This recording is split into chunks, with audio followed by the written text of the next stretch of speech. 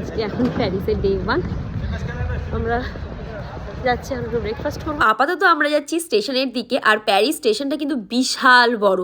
তো যাই হোক, আমরা মেট্রো ধরে এখন চললাম আমাদের ভীষণ প্রিয় 3জন মানুষের সাথে দেখা করতে, যাদের সাথে দেখা হচ্ছে প্রায় 1-1.5 বছর পরে। আপাতত আমরা যাচ্ছি একটা ক্যাফেতে। এই যে মেন আকর্ষণ হচ্ছে এই পটাই, যদি ওর ভালো নাম আবার সিম্বা। তো যাই হোক, বহুদিন পর ওদের সাথে দেখা, সমুদয়দা, জয়িতাদি, এতদিন পর দেখা হয়ে কী যে ভালো লাগছিল। প্রচুর আড্ডা দিলাম আমরা।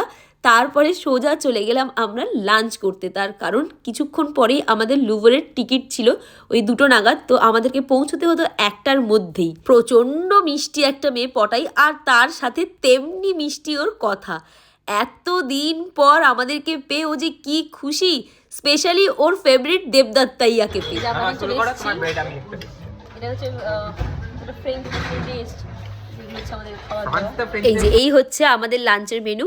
একটা কোয়াসো ছিল, তার সাথে ছিল এগ, বেকন আর স্যালাড, আর তার সাথে ছিল স্পাইসি বেবি পটেটো। খুব ভালো ছিল, আমার তো খুব ভালো লেগেছে এই ডিশটা। হেলদি খাবার খাচ্ছি আমরা।